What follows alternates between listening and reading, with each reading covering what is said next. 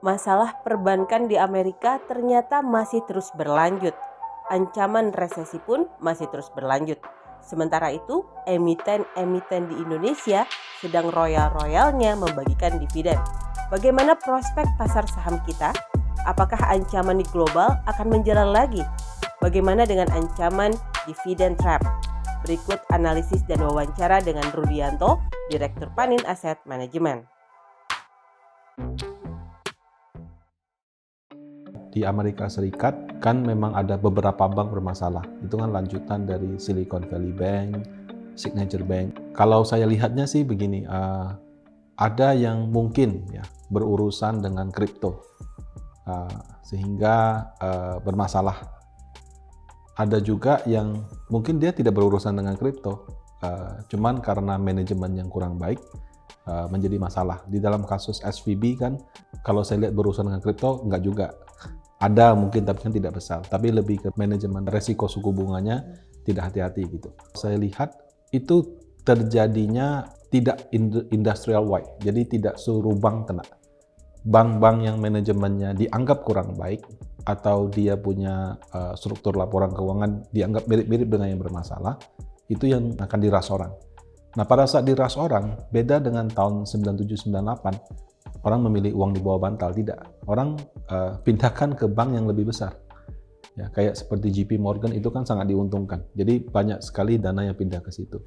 Kemudian saya lihat juga trennya dananya pindah ke reksadana pasar uang. Ataupun orang yang langsung membeli treasury bills, jadi yang langsung membeli obligasi jangka pendeknya US gitu. Nah, jadi ini bukan krisis kepercayaan terhadap sistem perbankan, tapi lebih ke investor melihat ada bank-bank yang manajemennya kurang baik. Dulu bank sentral selalu full support semuanya, kasih pinjaman tanpa batas. Sekarang begitu bank sentral sudah mulai mengetatkan dana, bank-bank yang manajemennya kurang baik itu terpapar gitu. Jadi ini lebih ke seleksi alam saja sih saya lihat.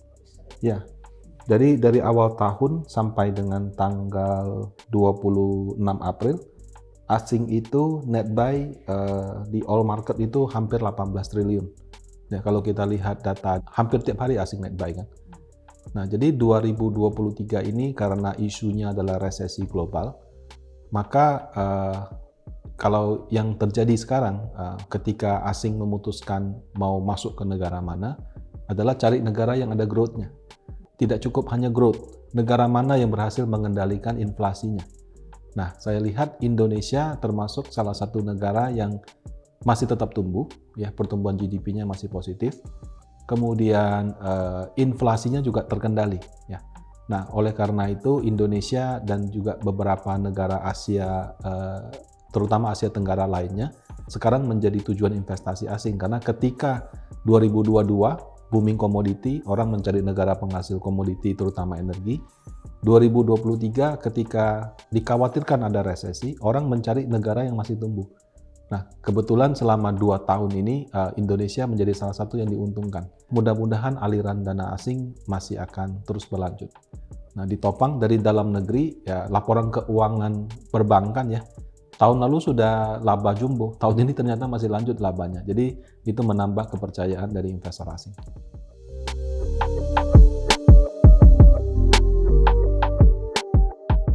Indonesia ya, dari dulu sampai sekarang perbankan itu mendominasi saham-saham yang liquid di Indonesia.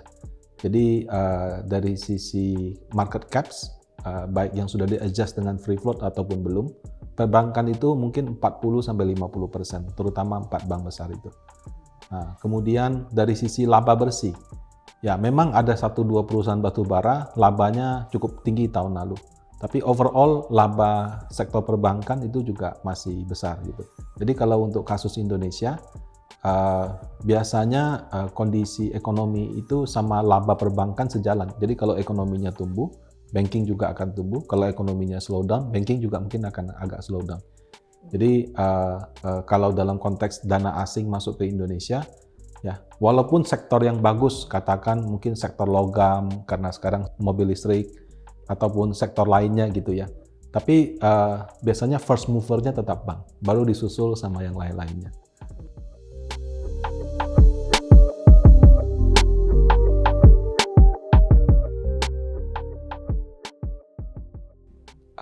secara historis dividen itu amat sangat jarang lebih dari 3%.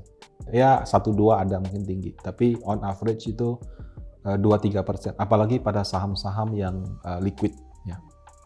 Nah, ketika dividen yield-nya lebih dari 3%, ada yang 5, ada yang 10, ada yang 7, ada yang 12, ada yang bahkan hampir 20%, ini terus terang hal baru bagi investor. Jadi orang mungkin tidak tahu apakah setelah kumdet harganya akan turun, dan apa benar saham-saham big caps seperti big four bank gitu ya, tambang bisa turun sampai dengan sebesar persentase dividen yang diberikan. Masa sih orang nggak akan beli di bawah gitu ya. Nah, jadi ketika dividen yield-nya begitu tinggi, ini menjadi hal baru, dan saya lihat banyak orang juga masih menyesuaikan ya, masih memantau gitu.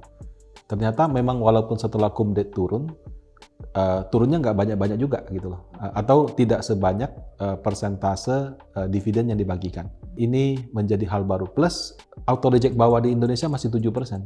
Nah, jadi karena itu juga ketika dividen yieldnya lebih dari 7%, mungkin ada yang turunnya 2-3 hari, tapi ada juga yang hari pertama habis itu sudah besok normal gitu. Apakah dividen trap atau tidak? Ketika dividen yieldnya jauh di atas 3%, menurut saya teori dividen trap yang biasanya kita lihat itu mungkin tidak berlaku, atau tidak berlaku di semua saham. Mungkin tetap ada 1-2 saham yang kena, tapi secara umum tidak. Nah, plus dari sisi timing, ketika dividen sudah dibagikan, tahu-tahu laporan keuangan Q1 sudah keluar.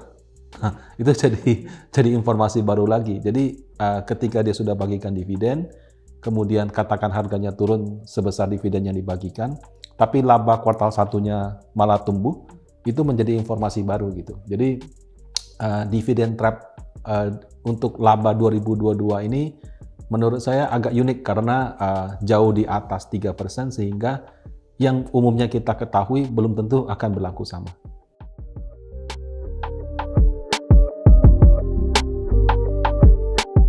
Kalau untuk IHSG, perkiraan kami adalah 7.800 sampai 8.100. Kalau untuk obligasi, kita memperkirakan yield surat utang negara 10 tahun itu akan bergerak di kira-kira 6 sampai 6,5%. Jadi saat ini kan IHSG masih belum 7.000. Kemudian yield daripada surat utang negara mungkin masih di kisaran 6,6% gitu. Jadi apabila mencapai target yang diharapkan, ya mudah-mudahan ada kenaikan di harga saham dan obligasi, sehingga kinerja reksadana pendapatan tetap, saham dan campuran juga diharapkan bisa sama dengan itu.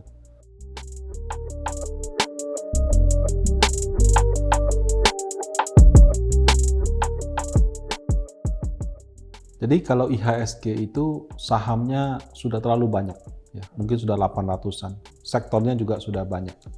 Kalau LQ45 itu kan diringkas ya. Nah, kalau di Panin Aset kebetulan kami ada IDX 30 sama Serika Hati. Jadi secara umum IHSG itu semua sektor.